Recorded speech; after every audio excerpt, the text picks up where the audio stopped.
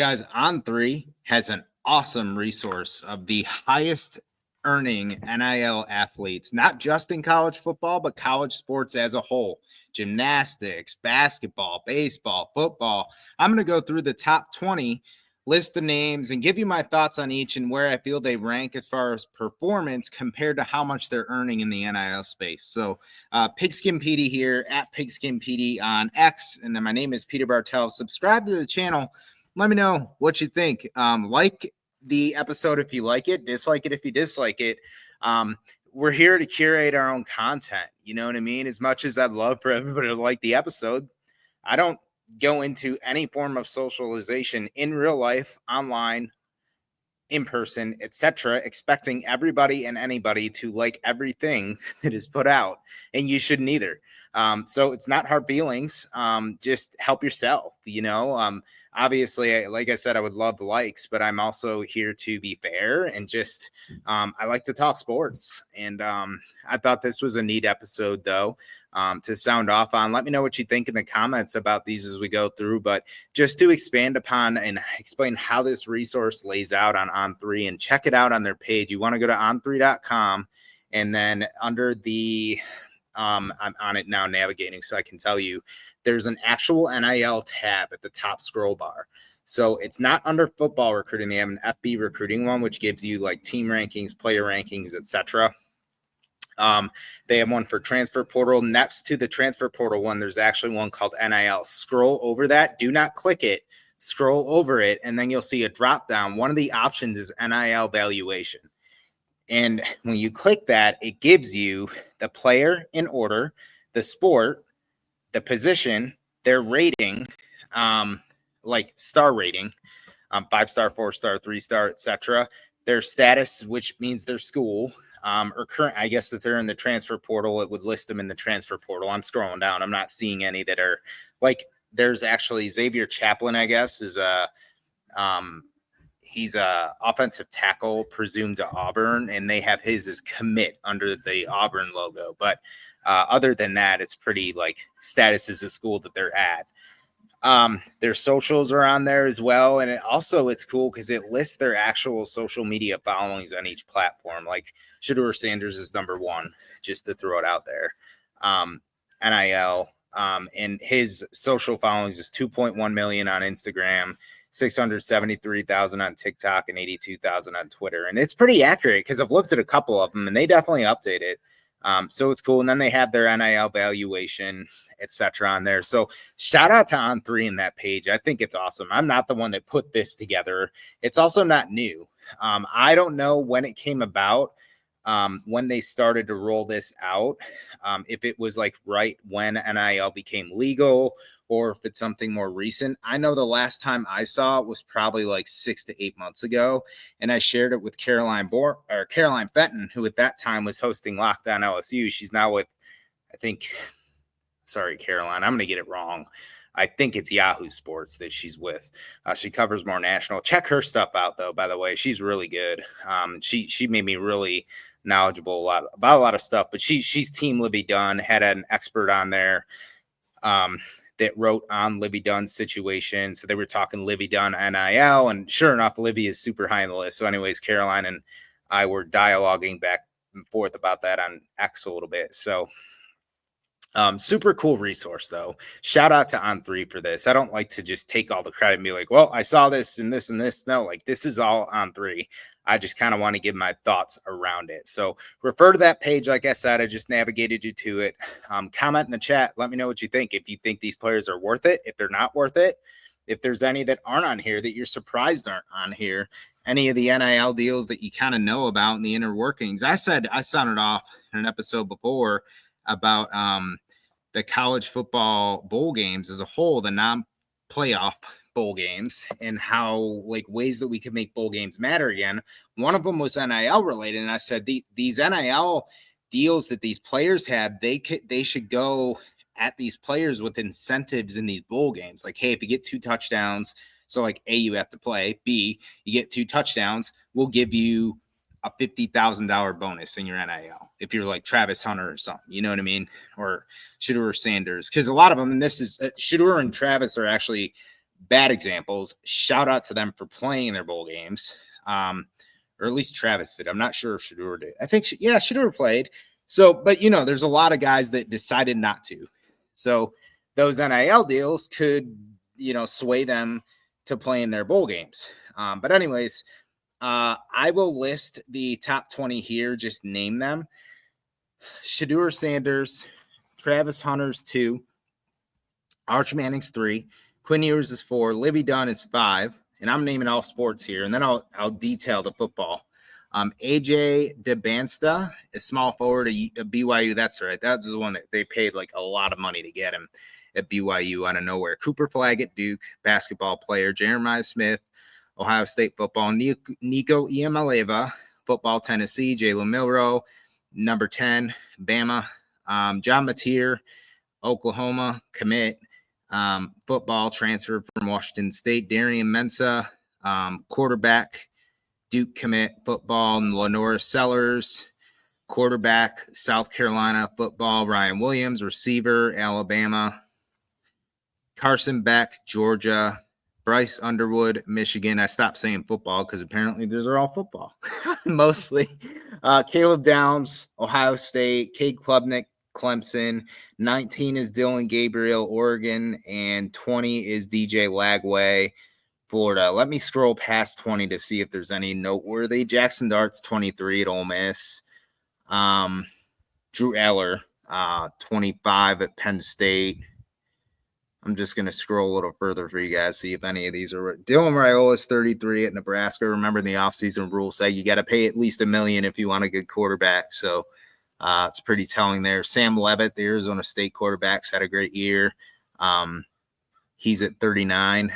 And actually, a lot of the past, it looks like you might have to pay for a subscription, but past 37, there is not actual NIL valuation numbers tied to these athletes, but 37 and above there is. So shout out again on 3, pretty cool. So I'll start with 1, Shedeur Sanders, and Travis Hunter are 1-2 with Colorado. Hence the reason I have, you'll see the Colorado, I think they call it gold. No offense to Colorado fans. Colorado gold here. I searched the color codes and put it in there just as a nice, right there. Nice shout out in the tagline. So got to respect that. 1-2 in NIL. And these guys, folks, they earn it. Like, there's some in this top 20. I'm like, yeah, are you just living off your name? Are you really good? Did you earn it yet? These guys have both earned it. Maybe at the beginning, you can argue Shedeur was living off the Deion name, but since his days at Jackson State, he's been showing out. I think when he was a true freshman, NIL wasn't even legal. Maybe it just became legal. So shout out to Shedeur, shout out to Travis, and also they're doing it the right way. They played through their bowl games, loyal to their university, their coach, followed Deion from Jackson State. By the way, both these guys, yes, just to state, because it's so far removed now, I think people probably forget and just associate them as former HBCU players, like Jackson State, not like Georgia, Bama. Both of these guys were very highly recruited. Shedeur Sanders actually had a scholarship offer as a quarterback at Alabama from Nick Saban. He just wanted to play for his dad at Jackson State. Travis Hunter was, I think, is out of Sewanee, Georgia, Collins Hill High School. He was either number 1 or number 2, depending on the service in his high school recruiting class. I think class of 2021 or 2022. And he pulled a fast one, if you guys remember I don't want to say pulled a fast one. That's like I'm hating on the kid. I'm not. Everybody thought he was going to go to Georgia or somewhere else in FBS. And then he just out of nowhere says, I'm going to play for Deion at Jackson State HBCU. That was really cool to see. And they both followed Deion to Colorado. So don't let that be lost on you that these guys were both high recruits. They weren't just like daddy ball. You've heard the term, like Travis Hunter's Deion's 3rd son, 4th son, like another son for Deion. Like, no, like these guys proved their worth in high school. They both were given legitimate offers and they opted to themselves go to Jackson State, knowing for 2 years there that every single pretty much FBS program offer would be on the table because of how well they were thriving at Jackson State and how highly they were recruited out of high school. So yes, they follow Deion. I respect that. I like guys that follow coaches. I say what you want to say about loyalty to the school, but it's just like in our real life and our jobs. Like, people don't quit jobs, they quit bosses. People also apply to or stay with bosses, not jobs necessarily. So good on these two. So Shadur's number one, 6.5 million NIL valuation, and Travis Hunter's 5.7 million NIL valuation. Let me be clear too. Valuation means suspected, projected, estimated, however you want to term it. These are paid athletes, right? Like NFL players, like baseball players, like basketball players. However, unlike NFL, unlike NBA, unlike MLB, where we know NHL, how much these guys are making, how many years their contracts for, how long their contracts for, the incentives in it. We know all the freaking details of the contract. X athlete is making X amount of money for X years. These contracts with NIL are very wishy-washy at this point, and there's not a ton of detail around them that needs to be public. The agents and the players absolutely know the detail of these contracts, or hopefully they should. We've seen some examples where the details were not concrete. It was very wishy-washy. It was not like legally binding, so to speak, or there's some blurred lines. Two recent examples I can give: Jaden Rashada, quarterback at Florida, who's got an ongoing lawsuit against the Florida Gators and Billy Napier. That line was very blurred. I'm not going to get into the detail. I did write an article on it, so if you want to read it, you can. And then the other one actually just happened in basketball. Florida State basketball had 6 players from last year's team that were supposedly, according to them, they're filing a lawsuit, promised like over $1 million each by Coach Leonard Hamilton. It might not have been $1 million. I think it was $1 million in total. They were both promised like 200 something thousand, I think. And the former coach now, Leonard, not Hamilton, it might be Hamilton, the former LSU basketball coach, did not deliver. So that's now like, was it real? Was it not? Did the university know about it? Most of the time, however, this stuff, these contracts, especially with these top athletes, is going to be signed, sealed, and pretty much delivered. Especially these guys have been in seat at their current places 2-3 years now. It's, it's not like they're not getting their money or they would have transferred. So, but again, we don't know, like, there's nothing legally bonding these guys to come out and say, yeah, my NIL sponsor is this, which usually that stuff's pretty public because they're in commercials, advertisements on their social media, they're posting. So that, you just don't know the details around the contract, how much they're getting paid, maybe how many social media posts they need to do, how many advertisements they need to appear in, all this and that. But we do know that estimated they're making, which is pretty accurate, you would think. The interesting thing to me here, 3 and 4, I shouted them out earlier. Arch Manning, you did hear that right, is at 3. He's the backup quarterback at Texas. The starter, Quinn Ewers, is at 4. And this has actually not changed, by the way, since I looked at this like 8 months ago. Arch was rated 1 spot over Quinn at that time, valuation wise. And it's still the case. And it's a pretty substantial difference. Arch's valuation NIL is 6.6 million and Ewers is 4.3. So that's like over $2 million more that Arch is supposedly making in NIL compared to the starting quarterback at the Longhorns. So that'd be like, well, quite frankly, what the Cleveland Browns should have done last year is like start Joe Flacco over Deshaun Watson, even if both were healthy. And they should have held on to Flacco this year and played him over Deshaun Watson, even though Deshaun was getting paid more, right? This is actually like what the NFL should be doing. This is a microcosm example. But Arch is making good money. A lot of that's off the last name, like I was alluding to earlier. He hasn't proved it yet. I'm not saying he won't do it. He's looked good in limited action. He had a start against Colorado State. He's been in some spot action. So he's looked good.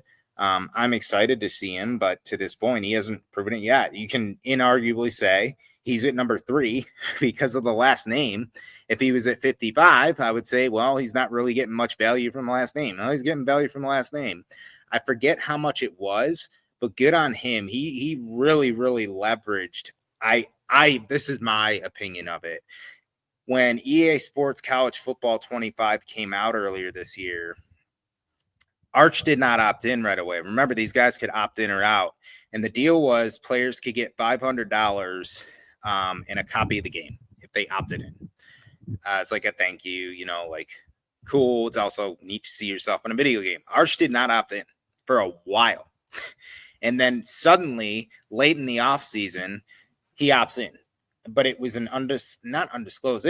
They gave the amount. I forget. Comment in the chat. Comment in the comments if you know it offhand. I wrote an article on it a while ago with the details. But he opted in with a much greater amount, which I thought was a really savvy business move on his part as a player, because he knew the last name he had. He knew the appeal that he had. Arch has been the buzz since his senior year in high school. We saw the amount of money not only that Texas used in his recruiting weekend, but every school that recruited him used on him to try to get them signed, sealed, and get him signed, sealed, and delivered as part of their recruiting class. So, he maximized his name. Good on him. He waited it out, because I guarantee he could have opted in right away, and EA Sports would have said, "This is sweet. We just paid this Arch Manning kid $500 who's going to sell 500,000 copies just because he's in the game on his own," right? But Arch knew his worth, and he waited it out and got some more from it. Quinn Ewers, number 4, 4.3 million, like I said. Let's see if any of these social media stats stand out. I'm not going to mention them all, but like I said, I navigated you how you can look on there. It's pretty cool, though. Libby Dunn, she's at number 5. Her standout, 4.2 million NIL valuation for a gymnast, which is awesome. She is still in a relationship with former LSU pitcher Paul Skeens, who Paul used to be on this list last year, by the way, but this is, again, current NCAA athletes, which, by the way, I don't know why Libby is still on here, because I'm pretty sure her last gymnastics season, eligibility-wise, was this past year's. They probably just somehow have not removed her yet. Because Paul was on here. I remember seeing his name when he was still at LSU. Maybe he wasn't. Maybe I'm getting confused. But anyways, there were some that are no longer on here that were on here. Because they're no longer athletes in college. This is supposed to be strictly college athletes or athletes committed to college. They're going to be playing this upcoming freshman year. So Libby Dunn, 4.2 million NIL worth. Her social media is amazing. 5.4 million followers on Instagram, 8.1 million on TikTok, 159,000 on X. It's clear the trend here that I'm seeing. A lot of these athletes spend a lot of their social media efforts, you can call it, on TikTok and Instagram. Instagram being the primary, it looks like, in a lot of cases. It's where the money is, say what you want about social media, but I heard, a social media figurehead recently say it's no longer like social media like it used to be on Facebook and stuff back in the day. It's interest media. And I thought that was so spot on, because it's really like Libby Dunn, right? When she's posting, what's she posting about? Like, is she posting to like interact with her followers? Not as much, honestly. It's a lot of marketing, right? This is NIL, name, image, likeness. That is direct marketing. So Libby is going to be posting products, pictures, etc., that appeal and give interest to her following. Yes, that's a form of socialization, but you get where it's trending towards. And what I'm saying, I thought that was a really interesting call out, just speaking of the social media here. AJ DeBansta, number 6. I'm going to, sorry, Libby is not football. I said I stick to football, but Libby's a pretty popular name. So I wanted to mention her. I will skip 6 and 7, their basketball. Jeremiah Smith, 8, football, had a great year. This was really neat because initially everybody got caught up in that Ryan Williams hype, right? Especially after that Georgia game where he caught a massively underthrown ball by Jalen Milroe and made Jalen look pretty and himself look prettier doing a dipsy-do, and they beat Georgia and all that. And he had a great game. Don't get me wrong. Ryan Williams is a great player. But Jeremiah Smith was consistent the whole year as the other top receiver from Chaminade Madonna Prep School in Hollywood, Florida. Showed out all year for Ohio State. He's still showing out as they about to take on Oregon in the second round of the playoffs. So his NIL valuation, 2.8 million. Social media stats aren't staggering, that's also interesting, right? Like how because you've gone on some of social media profiles of these guys, and it's like they haven't touched it in months. So everybody, different strokes for different folks, right? Like some just don't care about it. And, so coaches too. I mean, coaches, you can tell coaches, especially sometimes they have people moderating their accounts like happy birthday, this guy, that guy, this guy. Nico Iamaleava, he is 9, 2.7 million NIL valuation. Jalen Milroe is 10. He was my preseason Heisman pick, by the way. I'm going to do an episode with my top 5 things I was wrong on this college football season. Nobody's read on everything, so it's fun. It's boring to sit here and say, oh, I was right on this, and this, because there's things that I got right, but there's also a lot I got wrong, like Jalen Milroe winning the Heisman and a bunch of other stuff. So 2.7 million valuation, NIL-wise. John Mateer is interesting. He skyrocketed up the board. This is an example of what NIL can do for you. And what a good year of football can do for you. John Mateer was the quarterback for Washington State this past year under head coach Jake Dickert.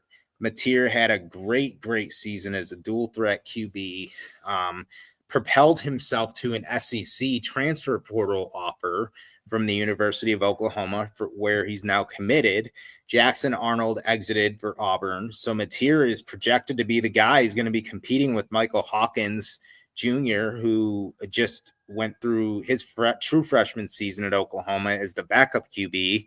Hawkins started in the bowl game, didn't do great, considering the type of season Mateer had, and that his offensive coordinator from Washington State, Ben Arbuckle, is coming to Norman with him.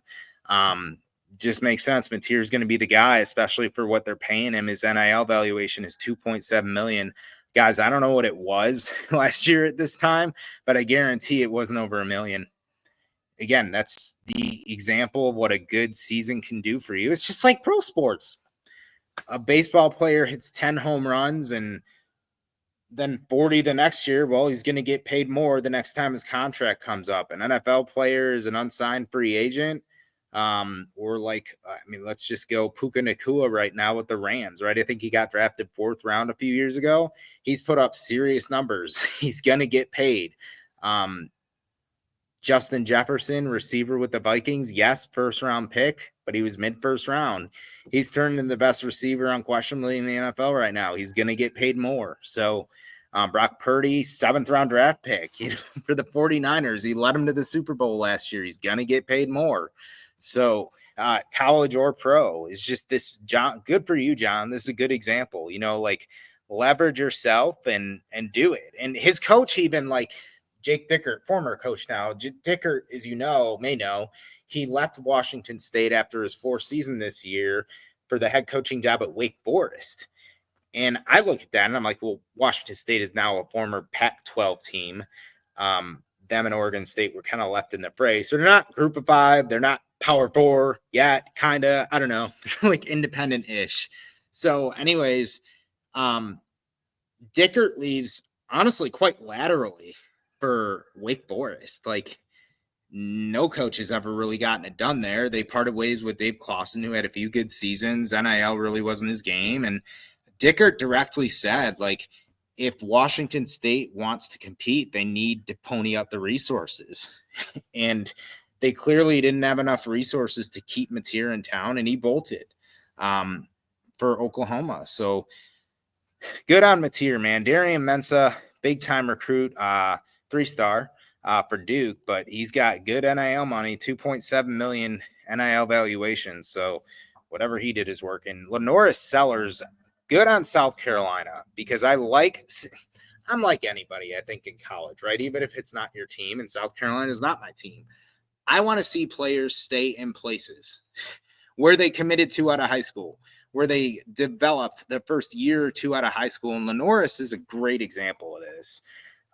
He's from South Florence High School in Florence, South Carolina, in-state product, gets recruited to South Carolina. He was actually thought to be less of an SEC quarterback, as in the same class as Nico Iamaleava this past year, who played at Tennessee, and then Jackson Arnold at Oklahoma.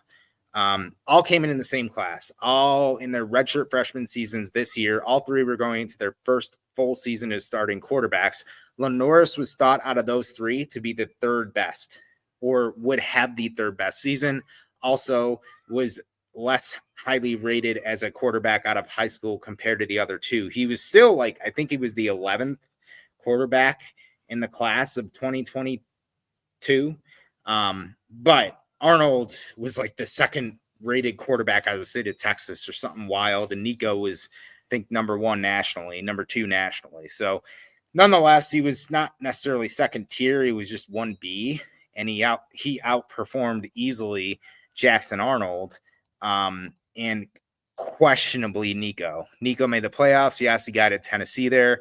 I saw more full season, Nico, all the way. Second half of the season, Lenoris. I did pull the numbers, by the way, and the numbers were truly even. Nico actually had a little more of an edge, like the last six, even though Lenoris and the Gamecocks took off in their last six. Lenoris's numbers, man, just went wild. And he's actually my preseason pick. Spoiler alert. I'm going to do an episode on it to win the Heisman in 2025. That Clemson game, man, he just took over. And I truly feel like that propelled him to the $2.7 million he's got in the NIL now. Again, this is where it's not all the way transparent, but we do know Lenoris just a couple weeks ago was making a lot less than he is now. South Carolina ponied up the money to keep him in town. They also ponied up the money to keep Dylan Stewart, that freshman defensive end, who had a great season in town. So I hate to think, because you don't know, but I hate to think that Lenoris would have jumped ship and went somewhere else if South Carolina didn't pony up the money. Call it old school or whatever. Like, let's say Lenoris was making $700,000 a year and he had a good season like Mateer did that we just mentioned. Like, in theory, yeah, you're worth a lot more than $700,000 in Columbia.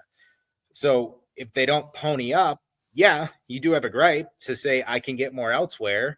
The traditionalist in me just says, man, I hope he stays, even if you don't get it. Well, he got it, and he's staying. So good on South Carolina for ponying up the money. The unfortunate thing is right now, like boosters, alumni, they're the ones really having to do this. The school itself can't really help out that much. So it's unfortunate there, but at least they're keeping him. It's exciting to see Shane Beamer and the Gamecocks with a shot at the SEC, quite frankly, the way it looks right now for next year. Ryan Williams is at 14, still at Alabama, playing in the bowl game. I think as we speak, it's probably wrapping up. $2.4 million NIL valuation. Had some really, really good games this year.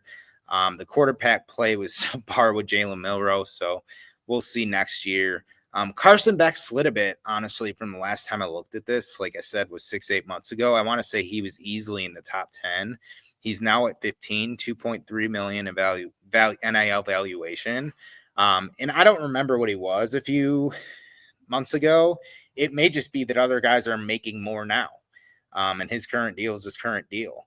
Number 16, Bryce Underwood, top quarterback, top recruit in the country. Class of 2024. Congrats, Bryce. Officially committed, signed to Michigan. He's actually participating. Well, he's currently on the sideline watching the game, I'm sure, between Michigan and Bama, but he was participating in bowl prep practices for the Wolverines. 2.3 million NIL valuation. Remember, until about a month or so, maybe 2 months before National Signing Day, he was committed to LSU. And then he flipped to Michigan. I think a part of that, beyond money, guys, was the way LSU season went and looked. I really do. I think it's beyond that for Bryce, because if you're Bryce, you know you're going to get paid no matter what. And you're probably going to be in the NFL no matter what. Jimmy Stein said this a while ago on Lockdown Bama. Like, I appreciated this comment. If you're a high recruit, if you're a 5-star, you're going to keep getting jobs for a while. Exhibit DJU.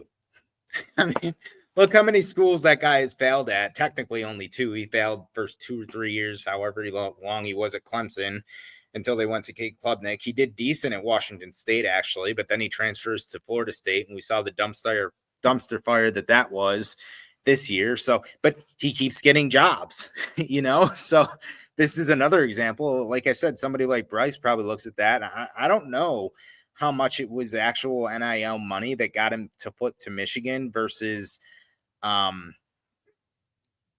versus just how LSU was doing. Dave Portnoy with Barstool did come out and say he was going to pledge, I think, like 2 or 3 million for a quarterback specifically for Michigan, and then shortly after Bryce flipped. So yeah, there may be some correlation for sure. Either way, Bryce is in seat. Another side note with this, it's pretty funny. Heather and I love Buckeyes, talked about this on a previous show, just kind of playing with it, having fun with it. Connor Stallions was his high school coach, Bryce Underwood's. He grew up like 5-10 minutes from Ann Arbor too, by the way. So yeah, that's nice. That plays a factor, like keeps him in town, but kind of funny. The Connor Stallions with the whole videotaping, sign stealing scandal. Anyways, good for Bryce. And this, by the way, Bryce is a good example. Like, who wouldn't love to see him in this bowl game that's just wrapping up, right? Like, think about it. Bama's starting Miller. Okay, cool. We've seen him the full year. Like, so many opt-outs for Bama. Michigan's quarterbacks have been depleted the whole year. Now they're even thinner going into this specific bowl game just because of the transfer outs and everything and the retirements. And who wouldn't like to see Bryce Underwood chuck it in this bowl game? It's a preseason game. It means nothing. I mean, this is basically like a glorified Under Armour All-American game, what you could turn it into. This is a way to make bowl games matter again. I sounded off on it in the episode. I did. So check it out if you'd like to. But again, Bryce is a good example, I think, of somebody like, why the heck wouldn't you want to see him in a bowl game? Julian Sayin last year for Ohio State. McCord had opted out of the bowl game, and Will Howard wasn't in seat yet. How cool would that have been to see Sayin? Well, Sayin was at Bama, actually, but Aaron Noland would have been the guy in Columbus. That would have been cool. Caleb Downs, former Bama safety, now with Ohio State. As of last year, he's 17 in NIL valuation. Cade Klubnik, quarterback Clemson, 2.1 million. By the way, Caleb Downs is also 2.1 million NIL valuation. Dylan Gabriel, quarterback Oregon, 2.1 million NIL valuation. DJ Lagway, 20 with Florida, 2.1 million NIL valuation. DJ is interesting to me, by the way, because Rashada is saying supposedly that Napier's deal and what they verbally promised him and his dad on the phone was 13 million. Lagway's just as high of a recruit out of high school as Rashada was, probably even a little bit higher. The fact that, and again, this is all valuation projected, estimated. We don't know for sure, but on three is not going to be off by 10 million. So, dude, Jaden, if you were, I'm not saying he's lying. Somebody's lying. It could be Napier. It could be him. But that's crazy to think that, like, Napier or anybody would even throw a number of like anywhere near 13 million out there. Heck, Shador and Travis, we just went into it. They're making 5 and 6 NIL. So, but good stuff. Just wanted to recap the top 20. Another thing to note here is I'm going through these because I'm looking online at them. As it goes down, the social media followings also get smaller as well. Again, like I said, different strokes for different folks, but like the top 5 all have at least one account. Three of the top 5 have at least one account of over 1 million followers. Those 3 are Livy Dunn, Gymnastics LSU, Travis Hunter, and Shador Sanders, Football Colorado. So, and below that, there's nothing over 1 million between X, TikTok, and Instagram that I'm seeing for any of the athletes. So it shows that it does matter. Interesting. Go on the site, please. Give your thoughts. So I guess I'll recap like highlights real quick. I'm not necessarily going to order these. I think Arch is a little high. Like, it's all up last name, right? Anybody's not going to argue that right now. Like, he was a high recruit, yes, but like, so were a lot of other guys. You're sitting there at 6.6 million valuation, and you haven't even started but one game yet. Like, that's largely inflated just because of your name. I'm not saying he's not worth it, TBD, but that's super inflated. I'm really proud of Livy Dunn for being where she is. I know that's not football, but that's really, really good to see. I think her, and I wrote an article on her like a year ago off of Caroline's episode she did. And I forget who it was. She had somebody from, I think, SI on, and who had done a piece on Livy Dunn and Angel Reese. They had some kind of like collaboration going, giving back to not only their teammates, but athletes and like non-premier sports with their NIL earnings. So some of that 4.2 million or estimated that Livy was making, some of that went to other athletes of like non-premier sports. So probably like swimming and, tennis and all that. That's pretty cool. I like that Jeremiah Smith is over Ryan Williams, although I did love the Saban era. Jeremiah Smith has proved his worth for sure. Nico's up in the air, man. I mean, he had a great year, but I think like they just expected compared to Milton to take off a little more at the QB position than they did. I do think Heupel did an awesome job managing games this year that should bring Nico along with his confidence and everything, where he's not ever going to be seen as a crutch. I think if you had coaches like Pruitt or Davis or whatever, I mean, we saw with Garantano and Pruitt, like Garantano was clearly a crutch because he didn't have a good coach in Pruitt. He just had somebody that grabbed his face mask and screamed at him and thought that's how he was getting him to improve on the sideline. So Heupel seems to really be mentoring and explaining and coaching a guy like Nico. Mateer stands out to me. I think that's pretty cool with what he did. A great season to leverage himself. Sellers, I think he's going to win the Heisman. So TBD, but 13 would then be a bit low, right? Bryce Underwood being at 16, not have improved a lick in college. Like you just handed a guy 2.3 million. He hasn't even played a college snap yet. So that is what it is. But guy like Dylan Gabriel at 19, let's say he doesn't have a great NFL career. Good for him. Came back to college and made even more money going to Oregon. He's in the college football playoffs. So let me know what you think in the comments here. Like it. Follow me at PigskinPD on X, by the way. Peter Bartell is my name. Subscribe to the channel, please. I'll be doing more of these. So everybody have a good day.